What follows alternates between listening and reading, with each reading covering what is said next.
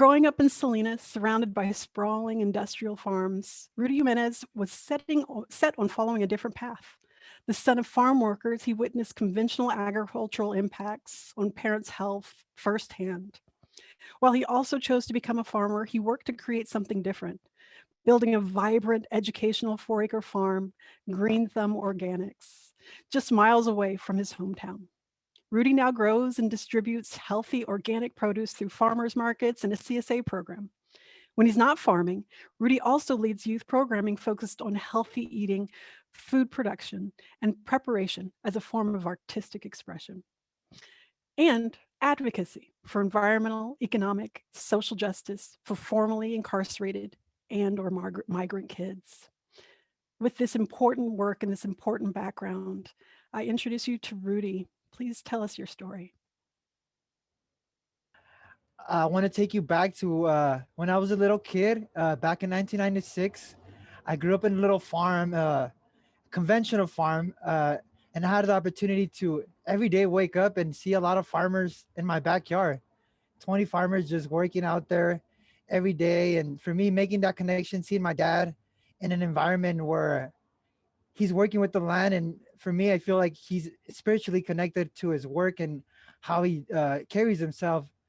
For me, reflecting and being in the just being in the soil, being on the land and connecting with all these crops around me, I felt like it was a good opportunity for me just to space out and go on a little journey and go look at the plants, look at the river, something that it was not always that often for me to do.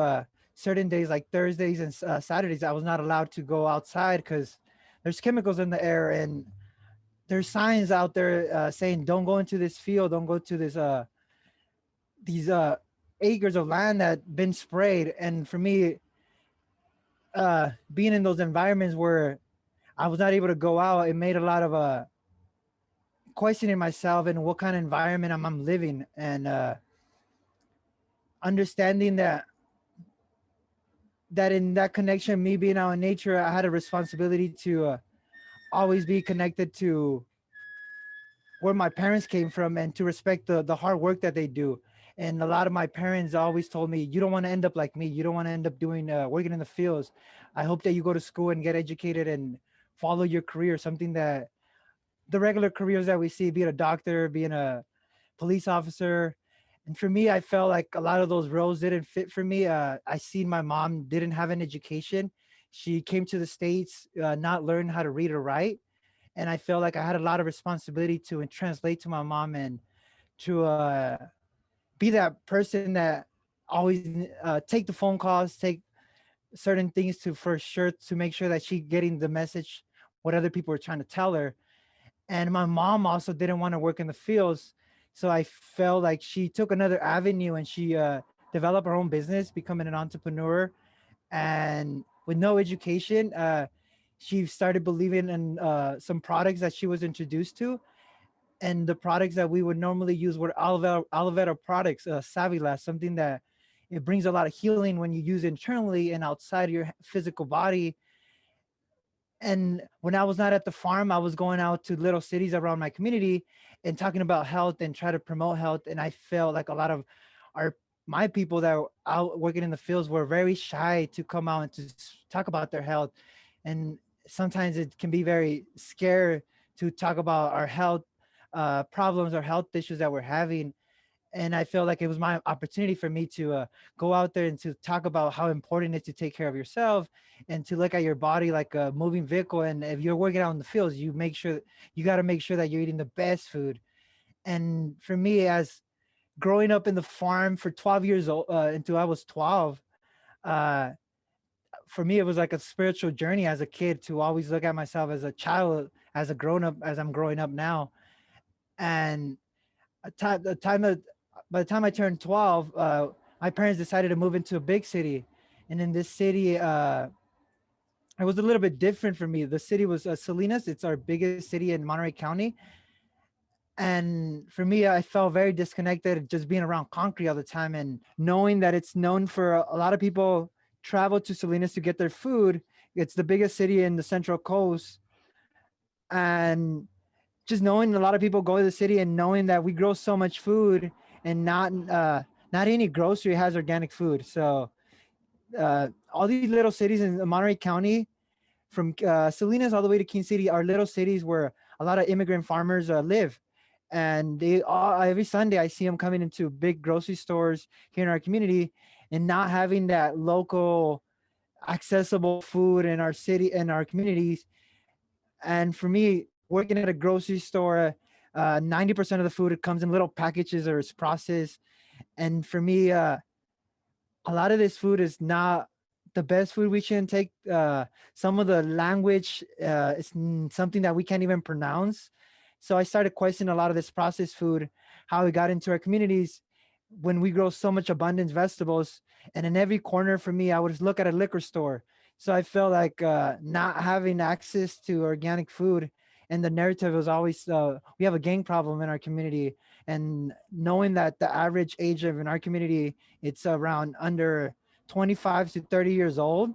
So there's a lot of young kids in our community that are just wandering around and trying to figure out like how do we make the relationship with nature and our in the land that gives so much abundance here in our community. And also within all that, I started seeing a lot of health issues. My dad working 7 days out of the week, working in a conventional farm, he eventually got sick working in the conventional farm. And that's when it came at a breaking point in my life. In 2007, I graduated from high school and my dad got laid off. We lost our houses that my parents had. So I felt like being the oldest, I had to take a responsibility and to really look at my dad, his condition that he's in.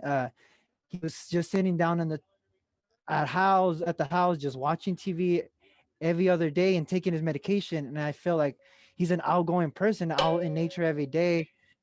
Energy that he had, I felt for me that I want to make sure that he can see himself through me by choosing different food and making the connection that not the pill is not going to end the healing process for him.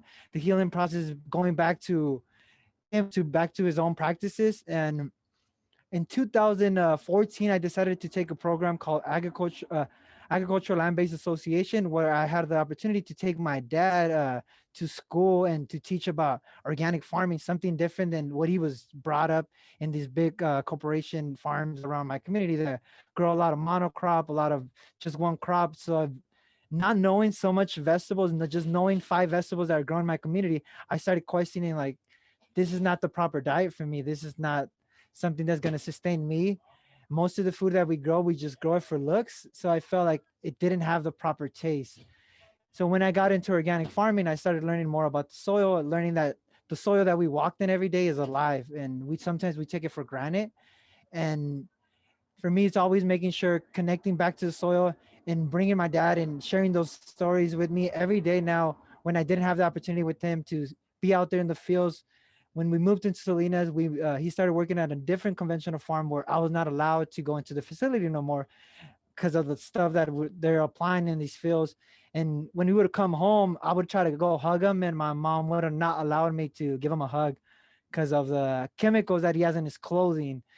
So being exposed to all these chemicals and coming from an environment that we produce so much food, I started questioning our narrative, started questioning why are we letting big corporations decide what are stories about growing up in the land and growing up with people that are farmers. And a lot of it for me, growing with a lot of farmers, I felt like I have a responsibility to speak for them and to see that a lot of our a lot of kids are not proud to be a farmer because the stigma that it gets thrown on us. So I feel for me, it's a spiritual work that I'm doing right now. And when coronavirus hit, I feel like I was meant to do this work. It's felt like it was a lot to take in my behalf, but I feel the responsibility is there for me to keep doing this work forward and giving more youth the opportunity for them to